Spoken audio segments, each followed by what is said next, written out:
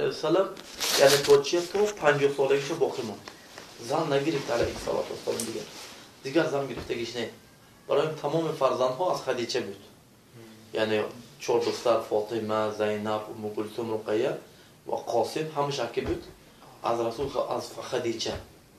وقتی که رسول الله صلی الله علیه و سلم 50 ساله میشد، 50 سالگیش خدیجه رضی الله عنها وفات میکنه. بعد از وفات کردنش سنت رسول صلی الله علیه و سلم زن میگیرد. کیه میگیرد؟ سعوده بنت زمعه میگیرد. سعوده بنت زمعه وقتی که گرفته بود، سعوده 80 ساله بود. از خودش 30 سال کلان بود. 80 ساله بود.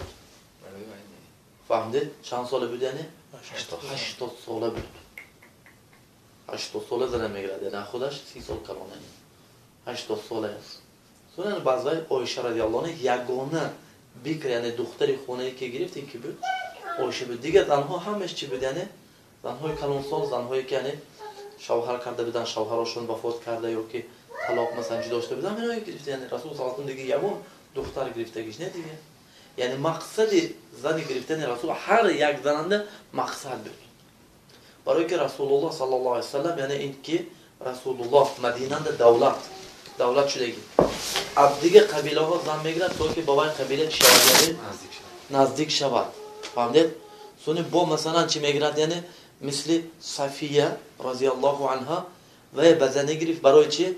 برای که وای زن پدرش، شوهرش یعنی پدرش، برادرهایش از حاکمهای خیبر بودند. یعنی همه وای وقتی که جنگنده کشته شدن، صفیه چی شد یعنی؟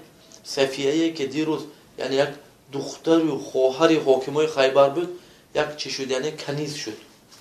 کنیز می نمیگن چوره یعنی کنیز شد دسته مثل همون ها و یعنی این نمیشه خیلی مثلا چی اولاد میشه یعنی و رسول صلی الله علیه و سلم هیچ کوکات آزاد کرد و بزنه گرفت. یعنی چیه یعنی معنویاتی وزنه برای برداشتن و بزنه گرفت. دیدید یعنی هر یک زن گرفتگیشان چیز سبب‌های بسیار دارد. با چی به میگرفت رسول صلی الله علیه و سلم زنه؟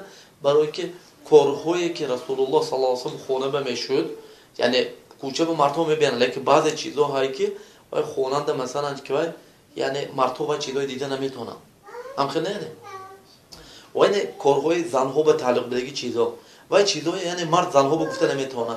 به همین وجه رسول صلی الله علیه و سلم زنهای خودش بین تعلیم میداد، زنها رفته دیگه زنها بتون چی تعلیم میداد. یعنی ده ها فایده های پشت زن گرفتن. فقط مثلا زن گرفته برای مثلا آدم قضای شهوتش مثلا برای این چیز گرفتن، این چیز از عادت مسلمانان نه این چیز یعنی زن مثلا یعنی دیدید یعنی چقدر یعنی سبب باشه برای رسول صلی الله علیه و سلم زن گرفتن یعنی چیزنده مثلا برای همین وقتی که سعوده رضی الله تعالی عنها قریب یعنی 85 90 به نزدیک شد، سون خودش اومده چه نوبتشه که بداد عایشه رضی الله عنها بداد و رسول صلی الله علیه و سلم فرقش نه بین عایشه و بین عایشه یعنی 15 ساله 14 ساله دختر و سعوده 85 90 ساله فرقش نه. یک شب نزدیک سعوده، یک شب نزدیک کنده عایشه. سون وقتی که خلاص وای زن یعنی 85 سال دیگه چیش حجتش نه این چیز بشه حرام کنه. سون گفت که خیر نمیخواهد که رسول صلی الله علیه و سلم جدا شدن، لیکن زنی بموند عهده رسول صلی الله علیه و سلم، لیکن نوبت شبشه که بداد عایشه بداد. اما بعضی برادران من میپرسید گفتید که یعنی عدل نکردن میشد نزدیک یا شش برافته نزدیک چی نه.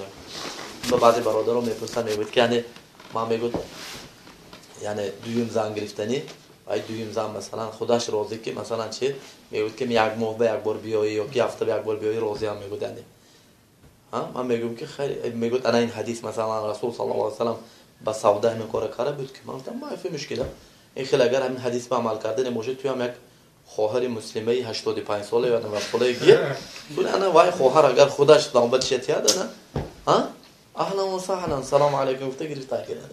اما مثلا دیگه چیز مثلا ممکن نه خیلی چیز یعنی این ناعادلی میشه یعنی böyle آدم دیگه با گفته کارهای وایده مثلا عدل نکنه عدل نکنه یعنی معروف که رسول صلی الله علیه و سلم میگه آدمی که یک چند از زن داشته باشه و یا با عدل نکنه روز قیامت چی میبید یعنی یک طرفش مائل شده، یک طرفش چه ریخته میبید یعنی یک طرفه میبید نزد الله تعالی یعنی الله تعالی به یک طرفش تو میخورد یعنی